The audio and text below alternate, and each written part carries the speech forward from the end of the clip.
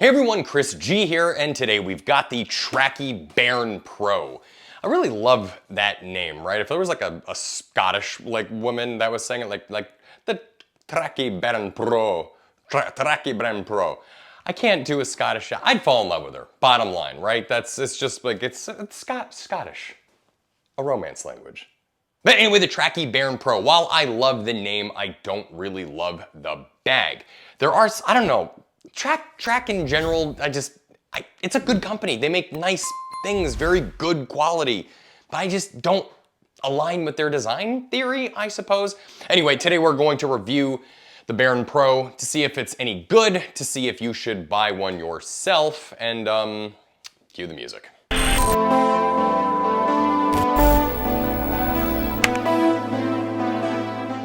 All right, so first and foremost, unpopular opinion here. One of the reasons I don't like the bag is because of the Cobra buckles.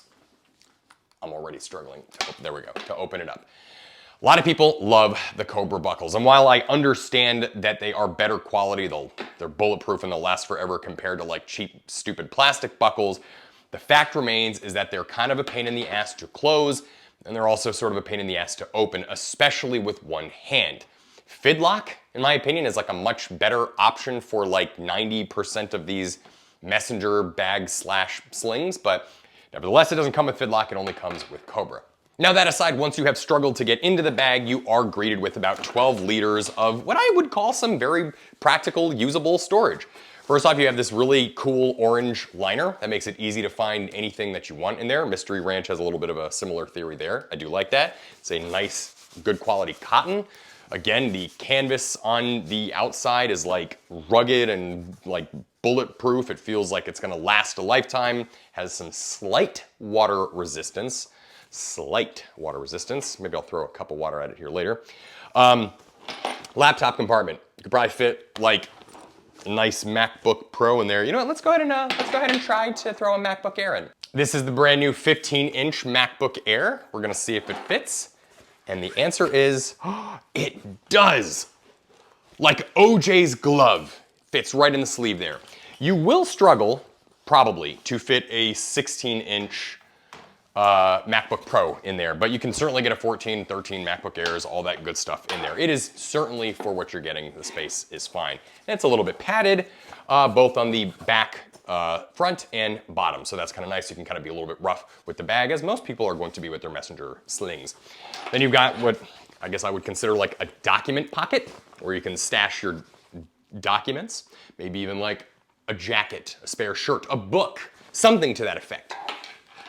And then you have this zippered pocket to make sure that your book doesn't scratch up your sunglasses or whatever other item in there that you want separated from the rest of your crap. And that is all for the main pocket. It's spacious-ish. Again, 12 liters. You're buying the bag because this is meant to be like your, I guess it's not really quite a briefcase, it's a sling. It's like a little bit bigger than like a hip belt, but a little bit smaller than like, you know, something that you could, I don't know, like take to the strip club with a stack full of ones. You also have a front pocket here, which, you know, you're gonna be stashing, I don't really know. And that's my problem, right? I mean, like, I don't know what to do with these pockets. I tried using this as both my daily carry as well as my travel bag. And I found that it was too small for travel, because when I travel, in my briefcase, I wanna carry like my computer, a book, maybe like a Kindle, a spare garment of some kind, some earplugs, I don't know, like a gun, whatever. Point is when I'm flying on an airplane, I'm not actually bringing a gun, I want to have stuff in there, right? In case the plane goes down and I'm trapped on an island somewhere and I need all of my survival things to last on the island. And it just isn't quite big enough for that. But it's also a little bit too big to just have my wallet and keys in it. So I feel like the bag's a little bit lost. Now again, this is a mileage may vary situation. I want to be very clear that just because I'm being whiny about the size, it may be the perfect size for somebody else.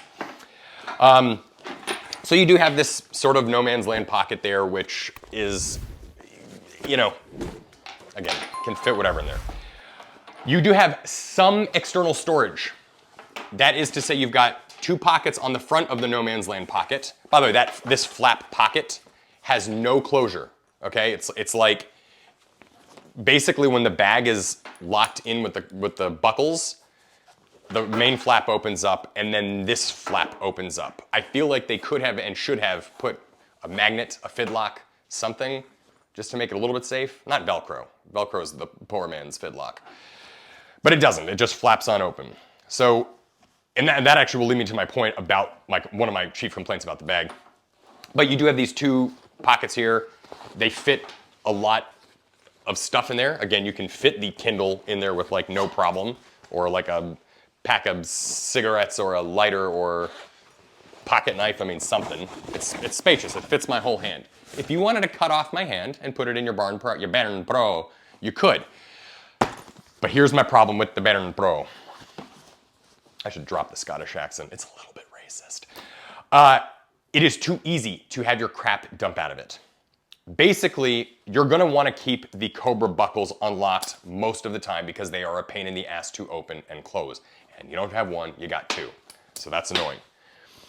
So then once it's open, and this thing is sort of like just on your body, it's gonna be angled in such a way that things can, as you're juggling around in an airport, taking this thing off of your body for TSA as they're checking your butt, things can slip out of it, and they have. More importantly, the side pocket here, on both ends, if I'm being specific, because they're directly vertical pockets. If you've got this thing in sling formation and you forget to zip this thing up, and in this pocket is where you happen to have your passport and or travel wallet, well, guess what is now on the floor of Kennedy Airport? Your passport. So, for that reason alone, I feel like the storage, oh, here we go. Like naturally, I'm holding the bag. You have the handle. It's on the back of the bag. It's not on the top. One would think, that's clever, because what you can do is not just use this as a normal handle, but also to go on the back of some roller luggage. If you wanted to put like the handle of the roller luggage up here, then it stays equipped to it. There are a few bags that are having this sort of like design philosophy, and I really like that. But I do also think that because the bag, like when you want to pick it up off the ground like a kitten on the nape of their neck, now again, all your shit is dumping out of it. And that's why I don't like the Barn Pro. The size was not right for me. That is not to say that the size would not be right for everybody else, but the size was not right for me. The strap, while very comfortable because it's big and plush, has very limited adjustment. So that means that this thing can really only be worn in one configuration, and as a result, most people using this bag are going to find that their crap could fall out of it. And for a bag that you're gonna be using this thing for like traveling and going to different places, it's just not a good setup. I do wanna touch briefly on the external water bottle holders. So Track claims it has 2 external water bottle pockets, but these things are so frickin' tight and small. By the way, they're damn near invisible to the eye, which in some ways is actually kind of cool because it means they don't get in the way. They basically use this piece of like elastic to sort of expand it and close it down. But in any event, they are so tight and small, you will not be able to fit a Nalgene, a Contigo, a Hydro Flask, or anything like that in here.